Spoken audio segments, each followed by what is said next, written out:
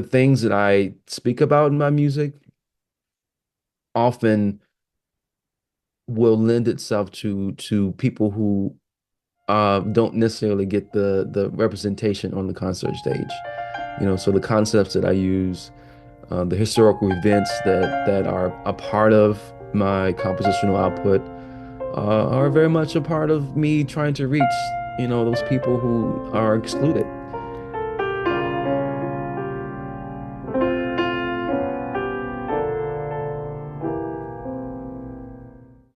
You are listening to Notables, an Education Through Music podcast.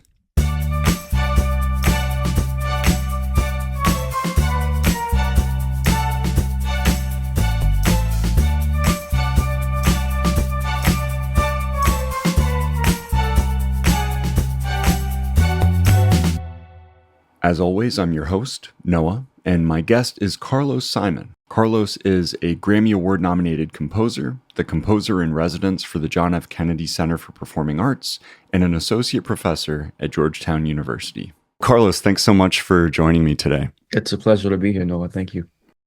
So Notables as a concept is really about getting to know notable musicians and people adjacent to music, and talk to them about their early musical experiences, how they became musicians, and then what impact their music education has had on the rest of their life. So the first question I always ask is, how did you first become involved in music? Well, music was always a part of my family. I come from a very, very musical family, and it really is birthed in the church. For me, church has always been a safe space. And my family has a long tradition of church work, if you will. And so I come from three generations of preachers. Mm. And so, my great grandfather started this church in 1927, and he had 12 kids, and each one of those children did something in the church, and music was one of those things. So my grandmother directed the choir, my uncle sang and played organ, and the same thing goes for my grandfather. He had seven kids. So my mom played trombone, my uncles all played piano and organ, aunts played and sang and directed the choir. So my dad started his church in 1996. It was five of us.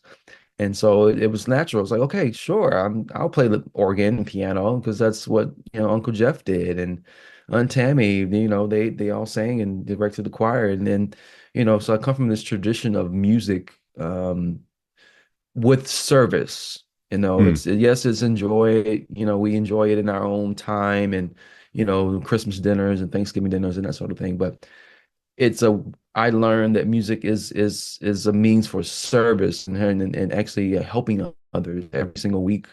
It's not just like, whenever you get a chance. No, it was every Sunday, and Wednesday and Thursday and Saturday. And so it was a part of my life. And so at an early age, I really learned the idea of service and how music can really help people. I think that's really interesting, the juxtaposition of music as something that you enjoy, but also as something that is a service that you're able to provide your community. You mentioned Uncle Jeff was an organist. Was he your primary organ teacher, or where were you learning your instrument? Yeah, so Uncle Jeff he was the first inspiration for me. And then of course there were many others, but that comes from a tradition of like oral Mm. tradition, meaning like you hear the music and then you play it. And so I didn't start reading music for formal training until college. Hmm. Uh, so what I learned from him and others is the idea of being able to learn a piece of music just by hearing it and just picking out the notes. Up until that point, I didn't have names for the chords that I was playing. It's like I didn't know what a C major chord was, and neither did he. He knew keys, like, okay, well, this is in C sharp, Hmm. but he didn't know whether it was major or minor or whatever. But it sounded great. You listen to them, it's like, wow, how in the world are you playing this music? And then you don't understand, like, don't have a name for it. And there are so many musicians out here, who have that same type of training, and it doesn't take away from their skill or of their intellect. It's just, it's talent. And I was really fortunate to go that route because it allowed me, once I started formal training, it allowed me to put names to the things that I was already doing. And all the ear training, all the ear, all the stuff that people do in the conservatory, I had already done it. I because on a weekly basis I was already kind of doing um all the ear training, everything. So I knew what a perfect fifth sounded like. I just didn't have a name for it. But to answer your question, Uncle Jeff was just, he was the first inspiration for me to pursue music. Your story of not getting into the sort of formal music theory until college, I think is particularly interesting because your work now is as a composer, which is largely about writing things down for other people to perform. It would be one thing if we were speaking strictly as performers, but instead we're talking about composition here. So my question, to turn this into a question, is how does the improvisational nature of growing up playing church organ make its way into your process now as a composer, as someone who's writing things down? Yeah, it really is the linchpin in my process. It I Before I write a note, I like to do a lot of research, and just being curious, So that means reading. I'll order tons of books on Amazon. I'll look at interviews, and I'll go research, and I'll try even travel to places and just be in the moment. So that in a way is sort of improvisation. So I'm searching for something, I'm Mm. searching for a way in, searching for a thing to say within the piece that would be effective. And so that's a part of the process, and it does not involve music. It's more just me being curious intellectually. But once I have that concept and I'm decided on it, I move to music. And so that's where the improvisation comes, So I'll sit at the piano and just allow the experiences that I had reading and traveling and doing whatever to influence the improvisation. And that's sort of a stream of consciousness for me. I don't think about theory. I don't think about the chords I'm using, melody. It's more just dump whatever I have, musically, and I'm recording that, Mm. and allowing just the music to flow, and from that, the composing will start. And so I'll listen to the recording and say, "Wow!" Then I'll put on the analytical side, say, "Wow, that's a really good idea. I like that. It really fits with the concept that I'm want to pursue." And it's just amazing how that it has worked for me. And from there it's more refined, And so then I put on the analytical hat of refining and the craft and technique and choosing the instruments and melody and what all those little things that come with, a craft and technique. So improvisation is it's a key part in all of what I do.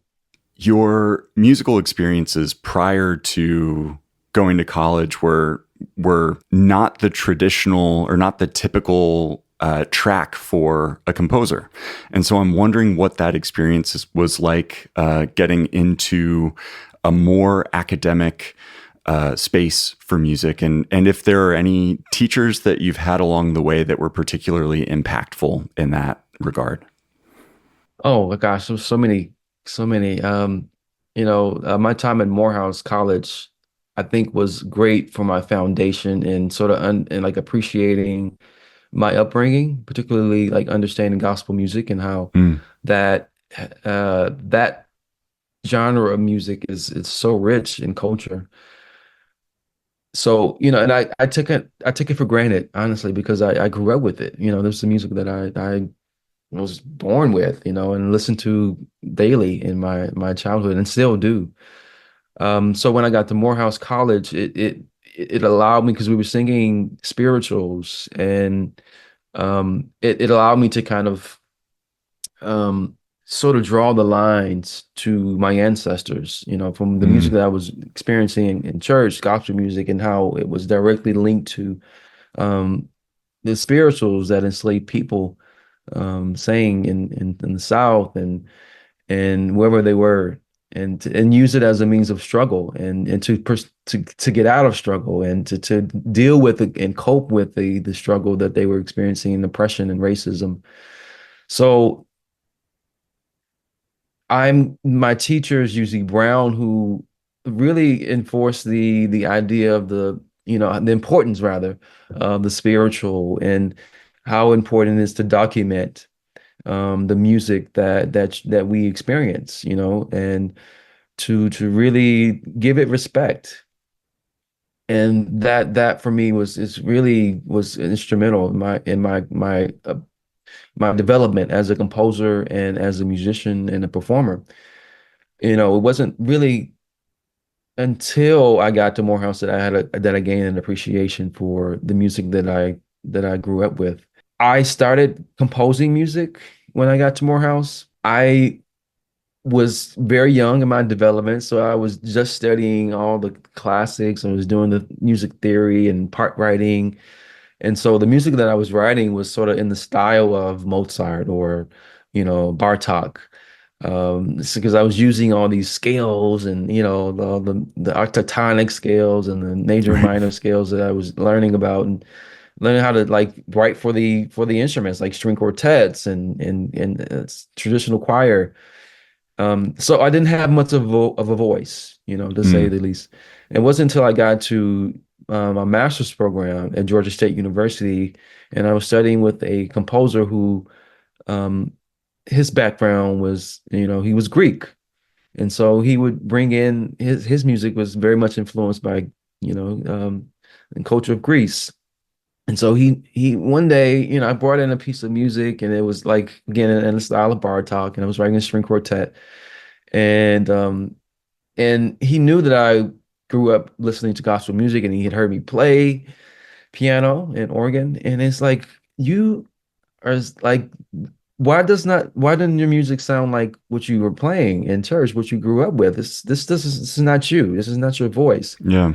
So he encouraged me to, you know, put the music that I was experiencing, that was very much a part of my musical DNA, and to be honest about that, and to put it in the string quartet, to put it in the symphony orchestra, and to do the work of like translating those ideas that I'm hearing, that I'm playing, into notation so that someone else can interpret it. Mm, So that was like, for me, that was life changing. That was the game changer. And I'm so appreciative of that, because that set me apart from the other composers who weren't being honest with their music.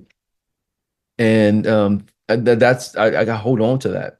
I hold yeah. on. And so every other teacher after that hasn't really pushed me, to be honest about who I am through the music. So Michael Doherty is one teacher that I studied with at the University of Michigan, who he uses popular music of the 50s and 60s and popular idioms, and as an inspiration, because that's he grew up in Iowa in the 60s, and grew up with Superman, and these types of Americana, American popular culture. And his music was influenced by that. So, and he encouraged me to again to use gospel music, use the Black church, use my experience as a means for um as a platform for my music. And of course, he encouraged me to study other composers who did the same thing. I've been talking about Bartok, but Bartok did the same thing with his music. He used music of the people. He actually went out in the fields and recorded and notated these folk songs that he was hearing in the field. Think about Mozart, who's, Turkish March, and so many other composers who were using music from the outside and bringing it into the concert space. And, I feel like I'm no different in that way. I read a quote pulled from Gramophone magazine that characterized your work as broadly accessible. And I'm wondering what place accessibility has as an intentional aspect of your workflow, of your process. Well, going back to my statement and my belief about music as service to others, Mm, I think that too often, and particularly in the concert space, classical music, quote unquote classical music, um, there's often this notion of elitism and exclusivity that only allows certain people in and with certain knowledge, a skill set, or socioeconomic status. And I think that music is one of these things where it should be accessible to all. And it's particularly classical music because it's I feel like it's so rich, and everyone I think should be afforded the opportunity to experience, the sound of a symphony orchestra or a string quartet. And I think part of my life's work, particularly as a composer at this journey in my life, is to sort of break down these walls that divide us, um, and allow the music to speak to whoever it wants to speak to, and not to exclude any group of people based on race or um, social status or money. The things that I speak about in my music often will lend itself to people who don't necessarily get the representation on the concert stage. So the concepts that I use, the historical events that are a part of my compositional output, are very much a part of me trying to reach, those people who are excluded. That's the concept, but what it sounds like often I feel is a call, say, hey, it's come on over here, it's safe, it's you can you're welcome. And that again, that goes back to my upbringing, church, all are welcome, come as you are, yeah. no matter who you are, where you've been, what you look like, what you have on. It's a welcome space. And I attempt to do that with my music. And now for a short break. This podcast is made possible by Education Through Music. ETM's mission is to positively impact student motivation, achievement, and self-confidence by partnering with under-resourced schools to integrate music education into the core curriculum. To find out more or to support ETM in its mission, go to etmonline.org. I think that's a really good segue into this question I have about Requiem for the Enslaved, which at this point has earned a Grammy nomination and a great deal of critical praise. But it calls attention to a history that Georgetown University, which is where you are based academically, has only just begun to reckon with in the past few years. And so how did your initial expectations for Requiem for the Enslaved compare with, the outcome of this piece of music? Well, to be honest with you, I wasn't too concerned about the outcome. And I'm from a general perspective, I'm not concerned about these things because you just never know um, how the art or the music that one makes will influence someone or whatever entity or institution. It takes a life of its own once it's done. And I'm always concerned about the intention going into the work. Yeah. What am I trying to say? What is my true intention here? And with that particular piece, it was more about um, honoring those people who were enslaved and sold, um, and just really commemorating their lives and their sacrifice and who they were as humans. And to sort of reveal that slavery in that time and is well, I mean, slavery in general is you can't talk about it without talking about how it's related to systematic racism now. Yeah. It's directly linked to what we're experiencing in our world as a whole. The people of color who are marginalized. And these things started with the institution of slavery. And my goal in using a very traditional art form, the mass, the Requiem Mass, was to show that this is something that is systematic. It's a mainstay in our Mm, society, and we have to realize that as a country, particularly in the States. I mean, of course, it's duplicated in other places around the world, but we have to realize that it's happening here in the United States. So there are two reasons, to honor those enslaved, but also think about how slavery is linked to systematic racism. what advice do you have for young musicians, young composers, young anybody who's making music? I'm always going to say to be honest with what you're trying to say through the music, but like just completely honest. Like, what are your intentions? And if it's just to impress another composer or to impress someone, be honest about that. Or so that's what I'll say. And to always live life, that's because I think as artists we can get stuck within the art making Mm, without realizing that the art is influenced by life.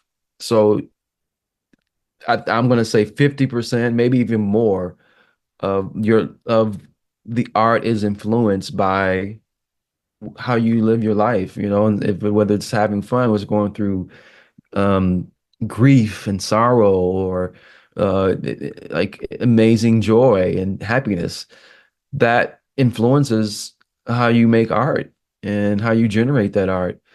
And so allowing yourself to be open to that, doing the making of the music. And that takes a while, it takes it's really a sort of a channeling, and knowing how to tap into that in a way that is healthy, mentally, so I do a lot of work with, my therapist, and like trying to channel that energy in a way that's healthy, because, sometimes these things are difficult, particularly when you're dealing with pain and grief, because the art making process is so vulnerable, and it requires a lot of energy, spiritual energy, if you will.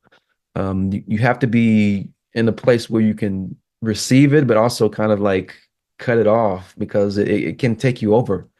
And I've experienced that, where it bleeds into the everyday life, and like it's hard to kind of shut it off. But um yeah, just being open to the world and how you experience everything, I will say. So yeah, that's what I'll say. Carlos, I think that's a great place to leave off. So I will thank you so very much for sharing your experience and your wisdom. I can't tell you how much I appreciate it. My pleasure, Noah. Thank you for having me.